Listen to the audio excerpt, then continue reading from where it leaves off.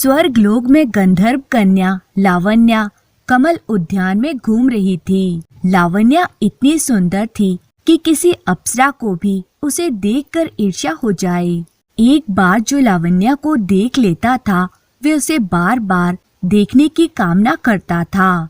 एक दिन जब वह पानी से कमल के फूल निकाल रही थी, तभी वहाँ एक युवा ऋषि आते हैं। वे कमल के कुछ फूल तोड़कर वहाँ से चले जाते हैं। उन्हें पता भी नहीं चलता कि उनके पास इतनी सुंदर कन्या खड़ी है। उनका यह व्यवहार देखकर लावण्या क्रोधित हो जाती है। लावण्या उन्हें पुकारती है तो महर्षि रुक जाते हैं। लावण्या उनसे कहती है, महर्षि, कदाचित आप स्वर्गलोक में अभी अभी पधारे हैं। आप जानते नहीं मैं कौन हूँ। महर्षि कहते हैं, क्षमा करे देवी, परंतु मुझे आपका परिचय नहीं है।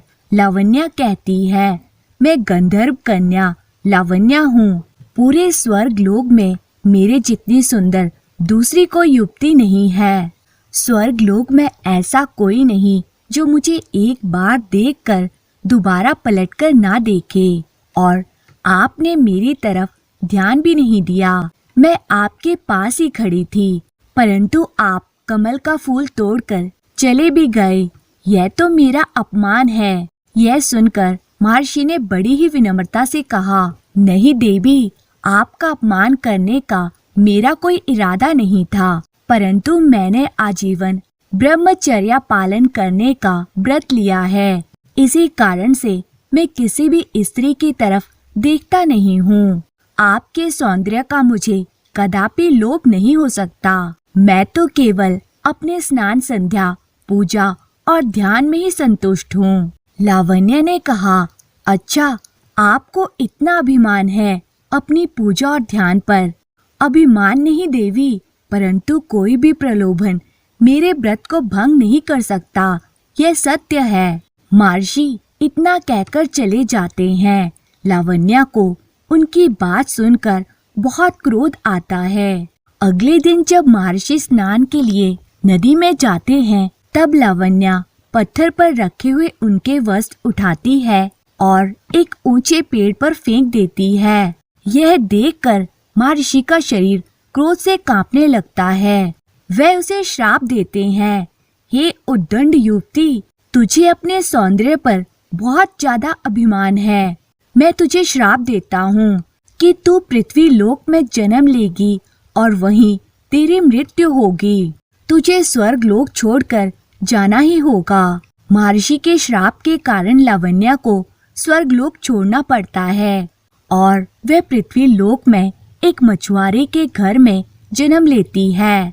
उसके जन्म लेते ही मछुआरे की पत्नी का स्वर्गवास हो जाता है। फिर मछुआरा उस नवजात बालिका को लेकर महारानी शांति प्रिया के पास आता है और कहता है, महारानी शांति प्रिया की जय हो।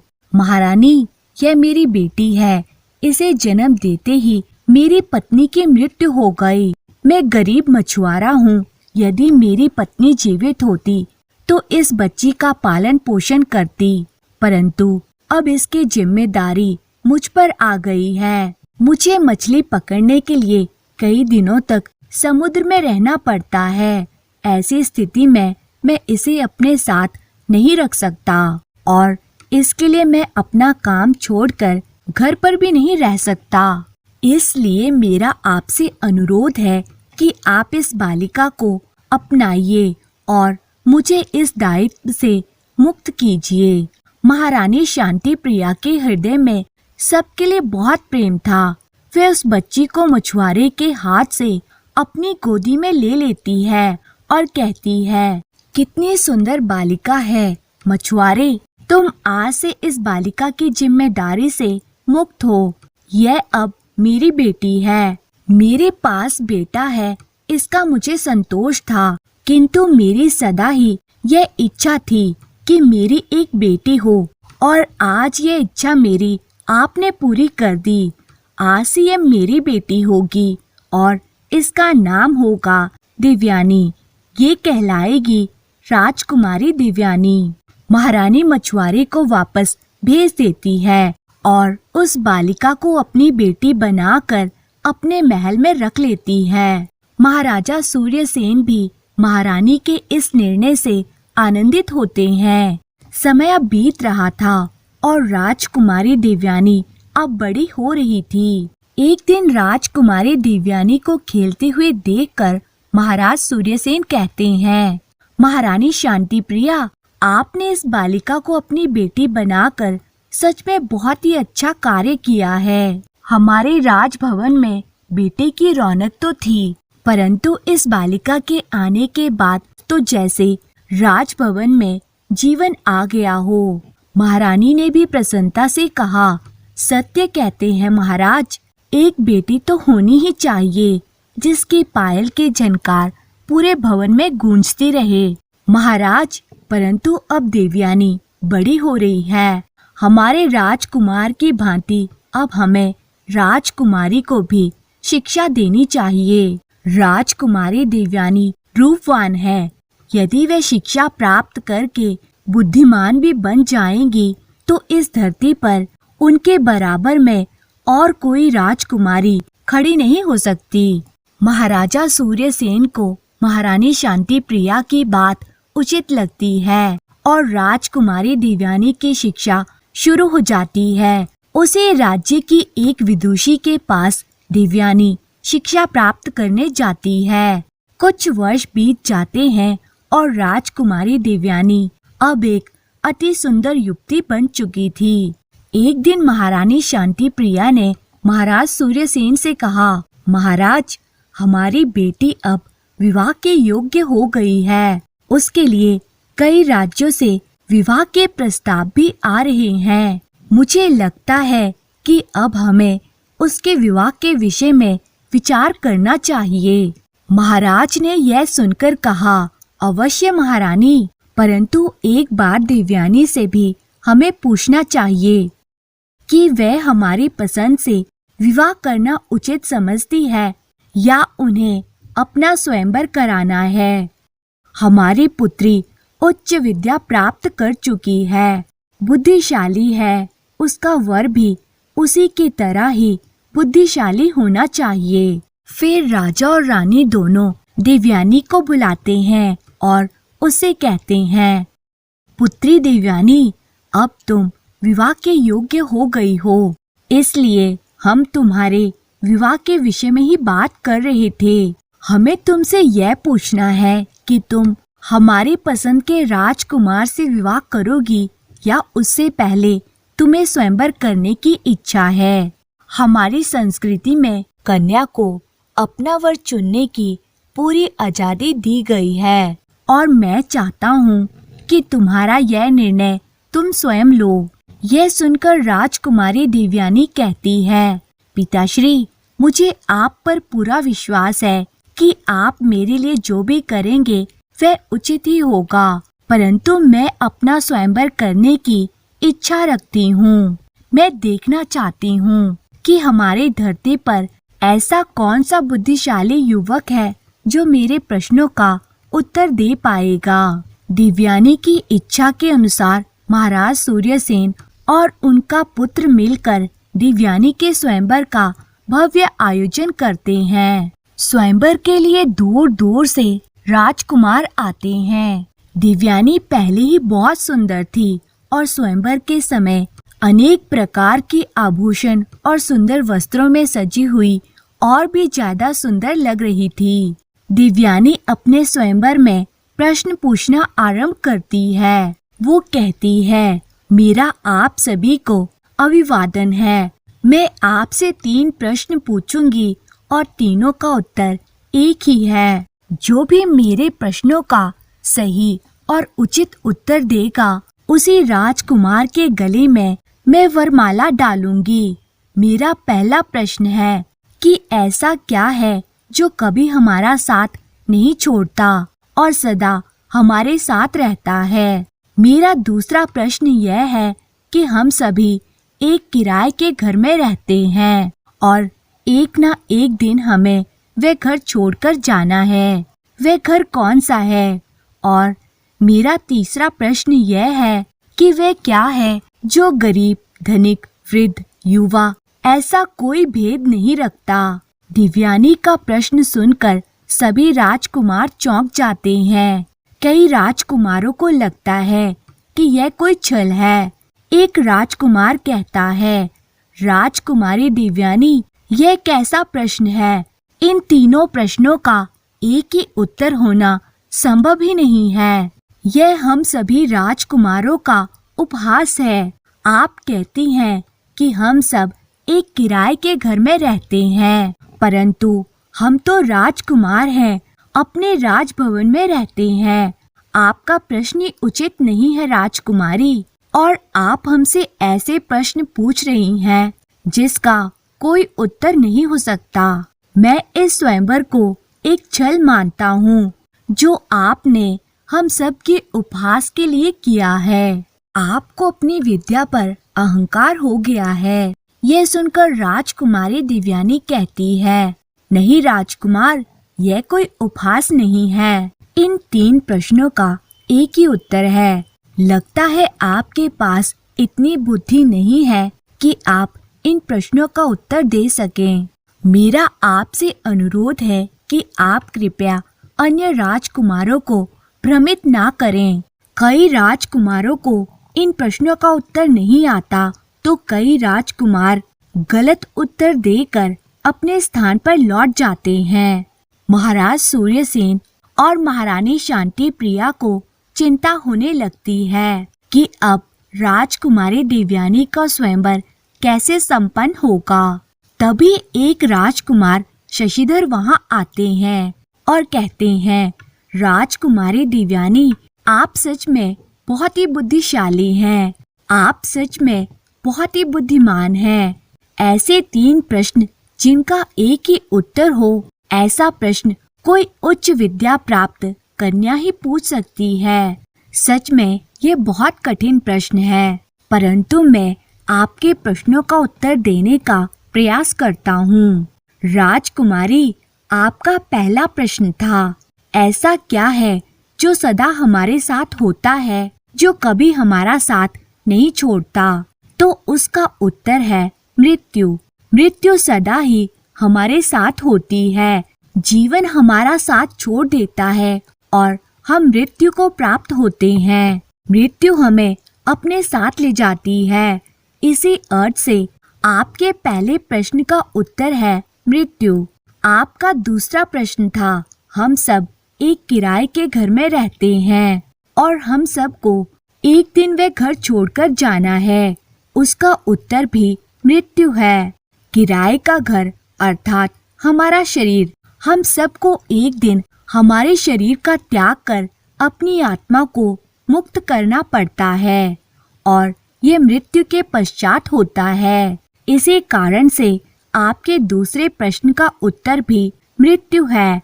आपका तीसरा प्रश्न था कि ऐसा क्या है जो गरीब, धनिक, वृद्ध, युवा किसी में भी कोई भेद नहीं रखता। तो राजकुमारी, मेरे अनुमान से उसका भी उत्तर मृत्यु है जो सबको आती है। मृत्यु से आज तक ना कोई बचा है और ना कोई बच सकता है।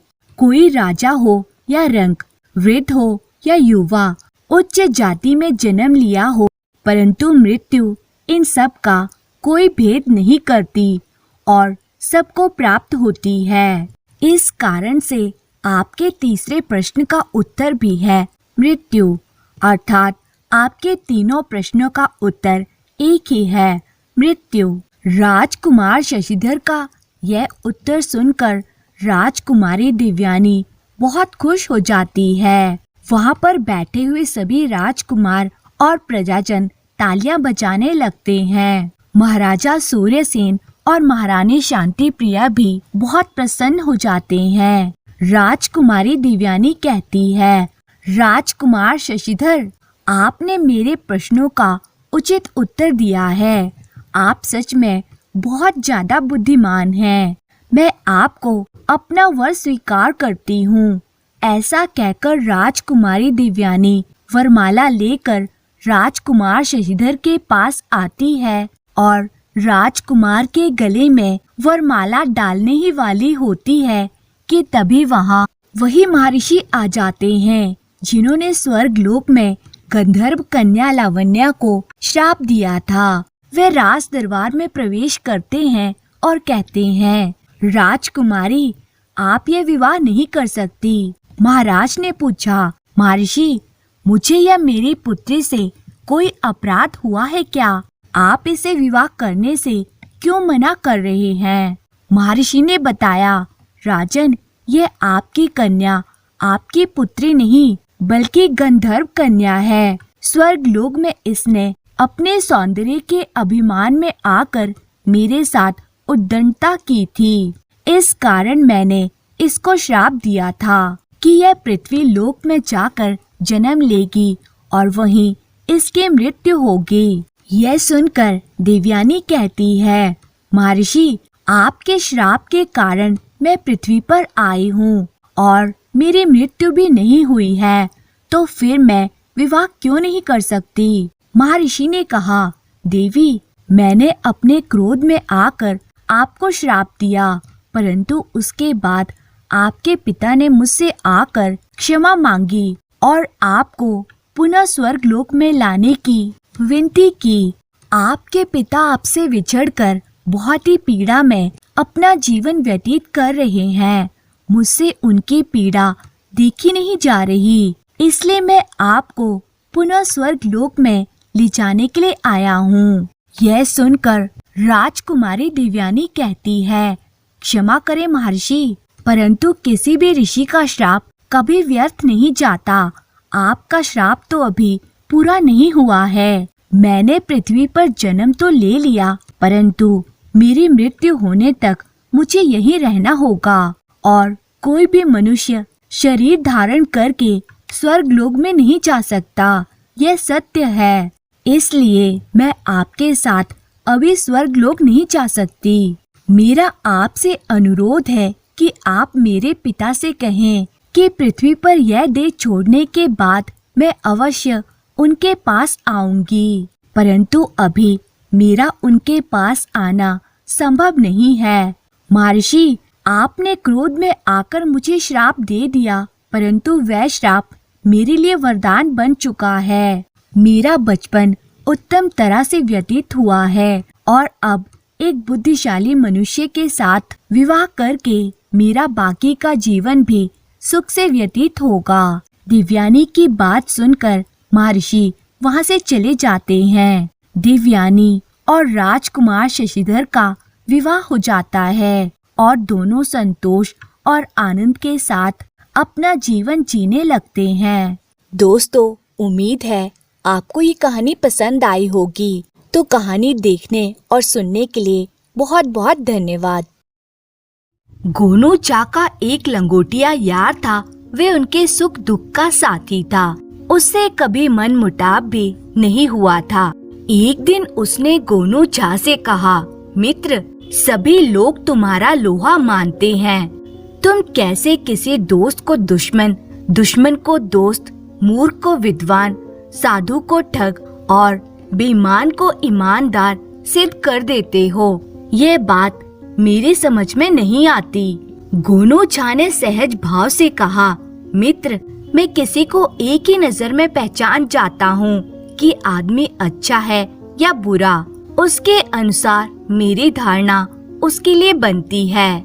उसी के स्वभाव अनुसार मैं निर्णय लेता हूँ। अगर कोई परिस्थितिवश झूठ अथवा बेईमान बन भी जाता है, जबकि उसका चरित्र वैसा नहीं होता, तो मैं उसे सुधरने का अवसर देता हूँ। उसी प्रकार कोई मक्कार अगर महान बना रहता है, तो मैं उसे दंडित करके ही दम लेता हूँ। मित्र ने उत्सुकता से पूछा, मेरे बारे में तुम्हारी क्या धारणा है? गोनू चा ने अनमने भाव से कहा, तुम तो अजीत दोस्त हो, इसलिए तुम्हारे बारे में क्या धारणा बनानी है? मित्र ने जोर देते हुए कहा, फिर भी कुछ तो बताओ।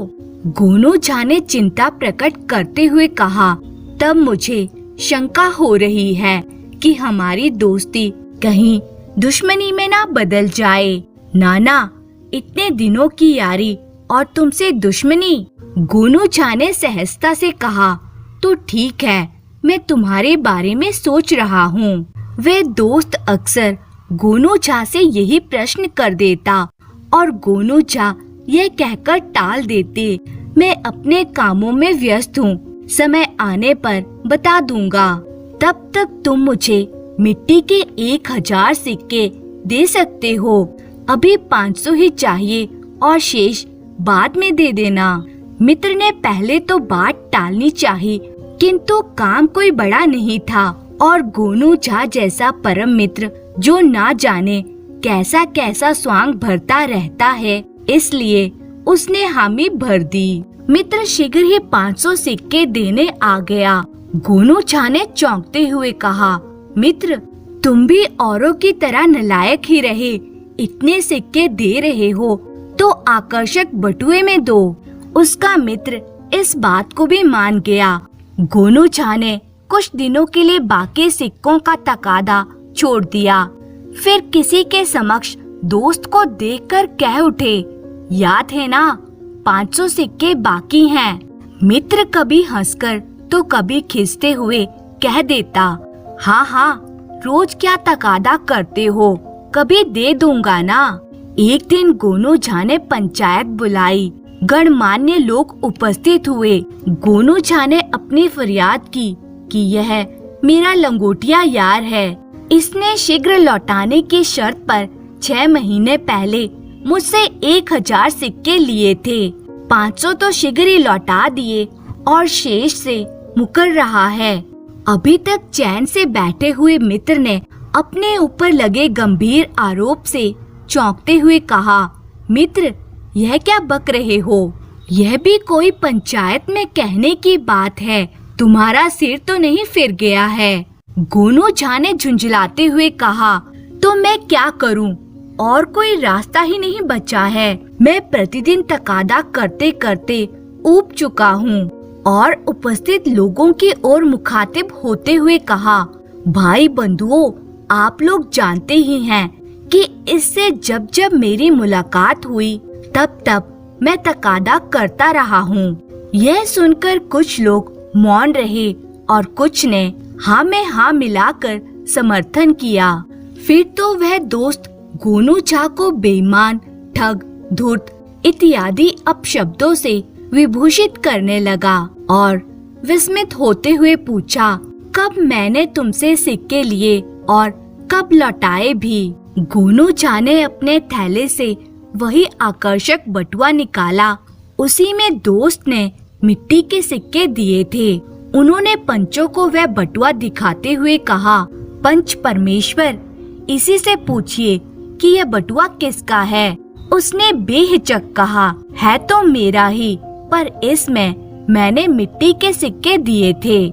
गोनू-चा ने उपहासात्मक मुद्रा में कहा, लीजिए, मेरी मत्ती मारी गई है या बच्चा हूँ कि मिट्टी के सिक्कों से खेल करूँ। गोनू-चा का समर्थन करते हुए सरपंच ने कहा, गोनू जी ठीक कहते हैं, भला ये मिट्टी के सिक्के लेकर क्या करेंगे? इसलिए यथाशीघ्र इन्हें शेष सिक्के वापस कर दें, अन्यथा सूद समेत लौटाने पड़ेंगे। परेशान और क्रुद्ध होने के बावजूद मित्र को उसे सिक्के वापस करने पड़े। बदनामी और बेइज्जती हुई सो अलग। उस दिन से वह मित्र गोनू-चा का मुंह नहीं देखना चाहता था। इतना ही नहीं, उनका नाम सुनकर भी भड़क उठता था। उस दोस्त के किराने की दुकान थी। कुछ दिनों बाद दुकान के अहाते में गणमान्य लोगों को पहुंचते देख उसे उत्सुकता हुई ये जानने की कि माजरा क्या है। यह पता चलने पर कि सभी लोगों को गोनू-चा ने बुलाया है, दोस्त का माथा ठनका कि मक्कार को फिर क्या खुराफात सूझी है। पर वे गांव के मान्यवर व्यक्तियों को भगाए तो कैसे भगाए? गोनू-चा भी वहां उपस्थित हुए। उन्हें देखते ही वह दोस्त दुकान छोड़कर बाहर जाने लगा। गोनू-चा ने अपने पुराने लंगोटिया यार को बाहर निकलते देख चौंकते हुए कहा, पहले उसे बुलाइए, तभी कुछ मुनासिब होगा। पंचों के बुलावे पर वह मित्र अंततः वहां आ गया। गोनू-चा ने मिट्टी और असली सिक्कों के दोनों बटुए निकालकर बीच में रखते हुए कहा, पंच परमेश्वर, मेरे इस अजीज दोस्त को यह जानने की दिली ख्वाहिश थी कि मैं सच को झूठ और झूठ को सच कैसे परिवर्तित कर देता हूँ। मैंने इसे आगाह भी किया था, लेकिन इसने जिद पकड़ ली, इसलिए असत्य का सहारा लेकर दोस्ती को दुश्मनी में बदलना पड़ा। ये सिक्के में चुपचाप भी इसे वापस कर सकता था, किंतु सभी के सामने ये जलील हुआ था, इसलिए आप लोगों के समक्ष ही लौटाना उचित समझा। और फिर मित्र की पीठ पर एक धौल जमाते हुए कहा, अब तो मुझे समझने में देर ना लगेगी। गोनू झा ने पंच परमेश्वरों के सामने सारी बात साफ कर दी कि किस तरह से उसने अपने मित्र से सिक्के ऐंठे थे और अब वे उन्हें वापस कर रहा है। दोनों दोस्त खुशी के आंसू पोंछते हुए एक दूसरे के गले लग गए।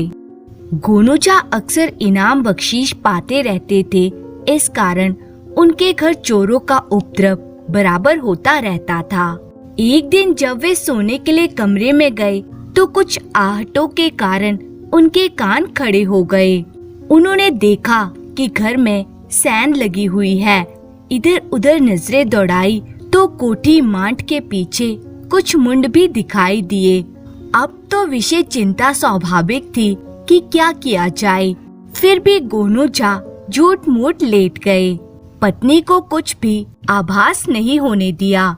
फिर उन्होंने अपनी पत्नी से पूछा, मेरी माँ ने आपको आभूषण दिए थे, उन्हें कहाँ रख दिया है, पता है क्या? पत्नी चिढ़ते हुए कहने लगी, जाने बूढ़ी और आप, मुझे क्या पता आभूषण कहाँ है। गोनू झा ने सहजता का स्वांग भरते हुए कहा, लेकिन मैंने आपके सारे गहनों को एक जगह संभाल कर रख दिया है। ओझाइन चौंकती हुई उठ गई और गुस्साती हुई बोली, मुझे कुछ कहे बगैर मेरे आभूषण कहाँ रख दिए आपने? गोनू झा ने आश्वस्त करते हुए कहा, आप आभूषणों की चिंता छोड़िए, उन्हें सुरक्षित रख दिया है कि चोरों का बाप तक सूंघ नहीं पाएगा उन्हें। ओझाइन ने विस्मय से कहा, लेकिन आपने आज तक मुझे बताया क्यों नहीं? गोनू झा ने आहिस्ता बोलने का स्वांग भरते हुए कहा, फुर्सत हो तब ना, अभी बताता हूँ, कान इधर लाइए। रात में कोठी मांट के भी कान होते हैं और ओझाइन के कान में खुसर फुसर करने लगे। ओझाइन ने झुंझलाते हुए कहा, आप तो इतने धीरे बोलते हैं कि जोर जोर से सिर्फ सांसें ही सुनाई पड़ती हैं। तब गोनू झा ने स्पष्ट रूप से कहना शुरू किया, खैर आप सुनना ही चाहती हैं तो ठीक से ही सुन लीजिए। गांव में अभी चोरों का आतंक मचा रहता है, इसलिए आभूषणों को झोले में रखकर पिछवा के अमरूद के पेड़ पर टांग दिया है। पत्नी ने चिल्लाते हुए कहा, हाय रे भगवान, आपने सत्यानाश कर दिया। गोनू झा ने समझाते हुए कहा, वहाँ आभूषण रखने पर अगर आपका मन नहीं मानता है तो मैं कल तड़के ही उन्हें वहाँ से ला दूंगा। अभी तो वहाँ सांप बिच्छू का डर है। ये सुनते ही चोर दंपत्ति के शीघ्र सोने का बेसब्री से इंतजार करने लगे। इधर गोनू झा पत्नी को चिंता मुक्त करने की भरपूर कोशिशें करके सो गए। दंपत्ति के सोते ही चोरों ने खिसकना शुरू किया और फौरन उस पेड़ पर पहुंच गए। वहां फुनगी पर बड़ी सी गठरी साफ साफ बंधी हुई दिखाई दे रही थी। चोर लपके उस पर कसकर हाथ लगाते ही बाप बाप कर दलदली गोबर के हौज में फचाक फचाक गिरने लगे। चोरों ने जिसे बड़ा झोला समझकर झपटा, वे मधुमक्खियों का एक बड़ा सा छत्ता था। पकड़े जाने के भय और शरीर पर चिपटी मधुमक्खियों से जान छुड़ाने की लाख कोशिशें की, किंतु असफल रहे। मधुमक्खियों ने बेवक्त छेड़ने का भरपूर बदला सुबह तक लिया और फिर आराम फरमाने चली गईं। सवेरे गोनू झा लोटा लेकर उधर से गुजरे और हौज में धंसे चोरों से चुटकी लेते हुए बोले, चोरों भाइयों, मेरा चोला सुरक्षित है ना? और वहाँ से चलते बने। आगे जाकर गोनूजा ग्रामीणों को चोरों के बारे में बता कर हौज की ओर भेजते जा रहे थे। चोरों को सजा तो मिल ही चुकी थी, ऊपर से ग्रामीणों की ओर से विदाई और भी मिलने लगी। लोग वहां आकर उन चोरों की काफी पिटाई कर रहे थे। तो इस तरह गोनूजा ने अपनी चतुराई से चोरों को खूब मजा चखाया। धन्यवाद।